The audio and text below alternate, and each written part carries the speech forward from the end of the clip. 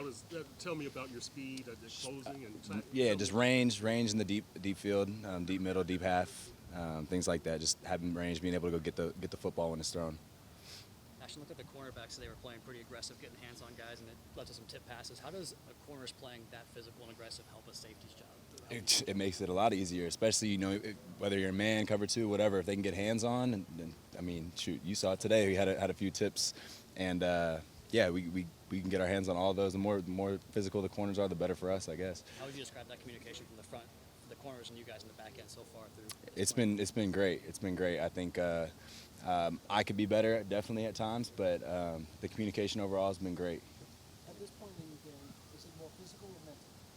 I think once you get to this level in general, it's about mental. There's a lot. Everyone's pretty physically talented, so I think the more you can do mentally and off the field before you get on the field is going to help. But you got to be able to play. So I think taking care of your body's good too.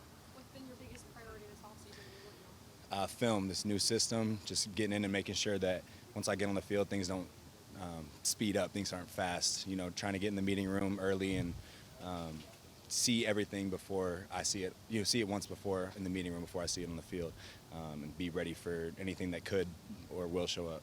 I believe you were teammates with Zach for like 3 years, right? Yep. Can you talk about your relationship a little bit and how much has he changed since then?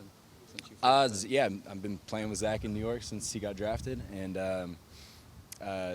we had a good relationship. We're going against each other a lot of the time in training camp and scout team and whatever the case may be up there. So we have a good relationship. Talk about if I make a play on him, what I saw, and vice versa. If he makes a play, makes a good throw, tells me what he was trying to do. So I think we got a good relationship. I know you're in another room, but can you talk about why you think this environment could be successful for him here? I mean, shoot, the kid's got all the talent in the world, so I think just getting out here and showcasing what he could do is going to be great for him. Has there been any friendly trash talking between you and Tua about some of the picks you got in prior year? Not yet. We've exchanged words after the game, just jokingly, talking a little bit off the field. But yeah, we more so kind of like I was saying with Zach, talking about what I saw on certain plays and how he's trying to manipulate the post player and how I'm trying to take away certain reads of his and manipulate him as well. How deep in the competition are you able to get in mandatory minicamp? Is different levels of people who are at different stages, like compared to training camp, I guess? Yeah, I mean, I think it's more so about everyone getting reps, getting communication. We've rotated. Everyone's kind of it's more of like a structure thing, the depth chart at this point. Everyone's repped with everyone. Personally, I like it at this stage because I'm getting to talk to Iffy, I'm getting to talk to Colbert, I'm getting to talk to EC, like everybody. And I think communicating with everyone makes me better because not everyone communicates the same. So that's been a huge part for me.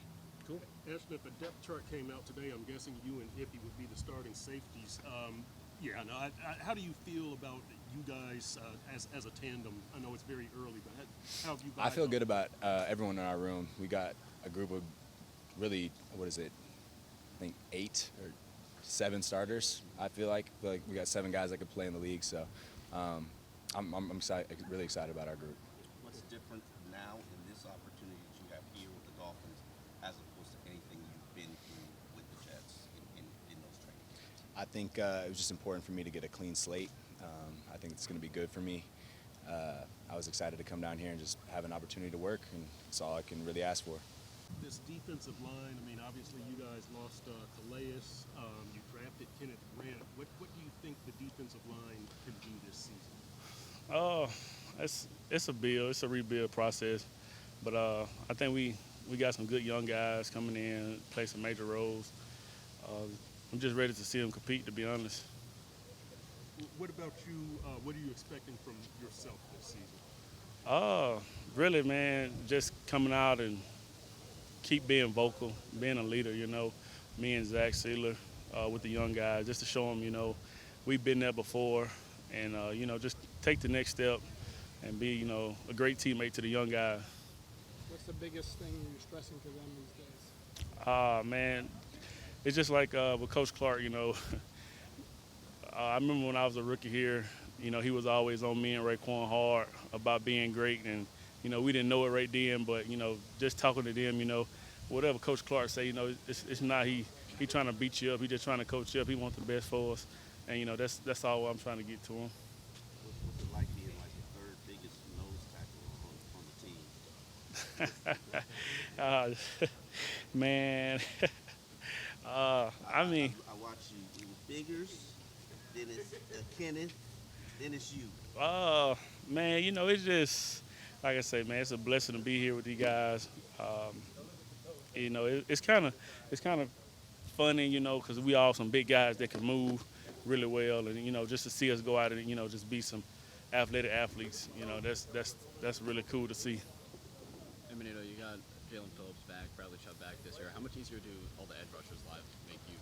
I mean, it makes us real easy for us. They can slide to them and one-on-one for us. But just having them guys back, man, on the field with us, man, it's always great to have them back. Benito, I'm doing something on Alec Ingold and his role in the run game. What do you see? I know you're on the other side of the ball, but when Alec comes through in practice or training camp, what does he do for the offense? Tell me about his game. Man, Alec is like the undercover hitman, to be honest. Like, he set it off. If you really watch him, like when he got pads on and everything, like he lay the wood.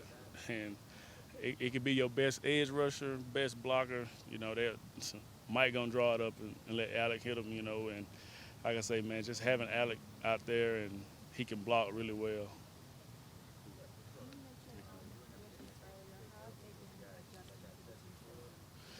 They've been adjusting really well. Young guys, like I say, they stand in me and Zach back pocket asking us questions.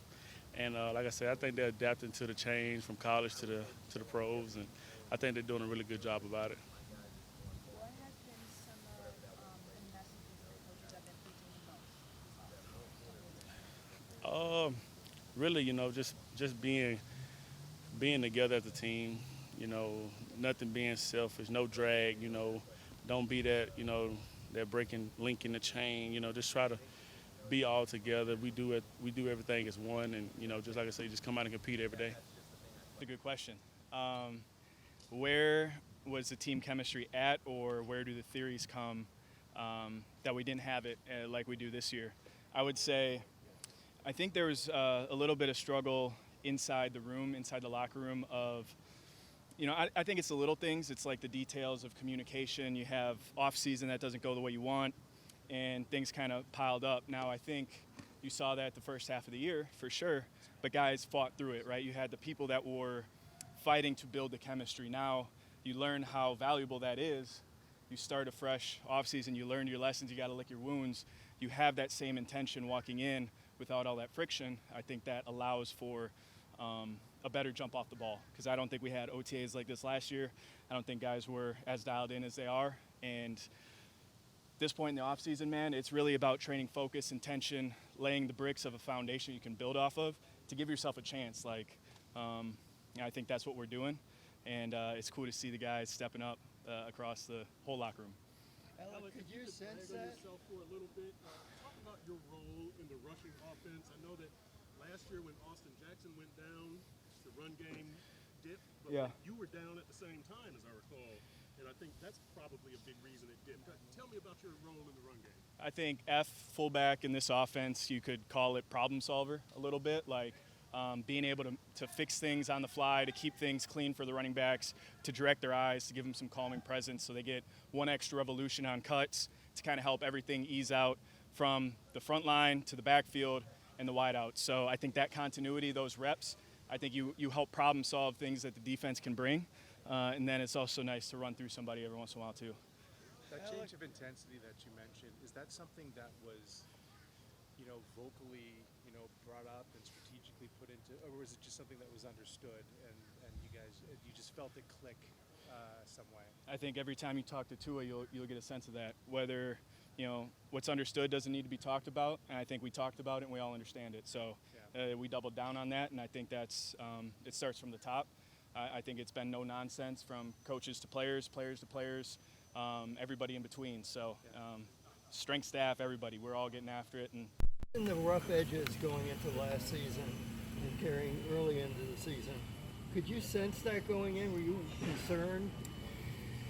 I think we had so much faith that we were going to figure it out, and then the problems were going to solve itself, and it was all going to work itself out based on success of 2023. And we learned the lesson that you can't just will it to happen. It has to be intentional. There's no secret sauce. There's no shortcuts to it. There's no relaxing and saying we're going to get it right. It's like the intensity every day to get it right that day. And if it isn't right, you got to fix it and move on to the next day. That growth mindset, I think that's the switch. That's the change. And it's little and it's nuanced, but there's no, we're just going to figure it out or it's all going to work itself out. Like we learned that. It's not how it works in this league.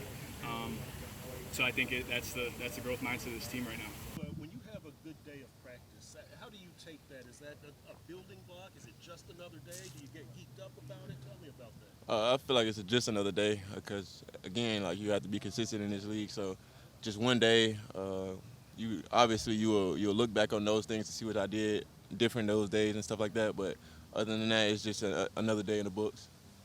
Do you feel at this point you're ready to be a 17-game starter, a regular starting cornerback? Yes, sir. Just going through these last 2 years and seeing all of the ups and downs that come with the season and just having my foot in the door last year gave me a lot more of a leeway to see all of that. So.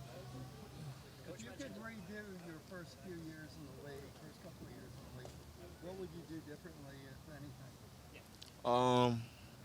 Really nothing. I feel like I came in, did what I was supposed to do my rookie year. Things didn't go that way. So last year I got hit with injuries and stuff like that. So, I mean, it's just staying on the field at this point. Coach mentioned eye discipline as something that he was drilling with you this offseason and it's something to work on. How would you describe your growth in that area from rookie year to now? A lot better. Just kind of making sure that every play, like not looking like if I get an inside release, it's easy to look at the quarterback and stuff like that. Just kind of stand on the eyes, stand on the hips and stuff like that, and just coming out of breaks and giving myself that 1-2 right out of the break. Then looking at the quarterback, it's gave me a lot more opportunity to get my hands on balls and stuff like that this offseason. What kind of pressure have you felt by being an early draft pick and not being able to get on the field on a regular basis? My rookie year, I felt it all. Used to call my mom and stuff about it every day. Used to think just like kind of I wasn't playing and stuff, so I was kind of like a failure in that aspect. But coming into my second year, Mike instilling the same confidence in me, and then Weave coming in and doing the same thing. So like just doing that last year, that gave me that building block. But just getting hurt was the thing last year.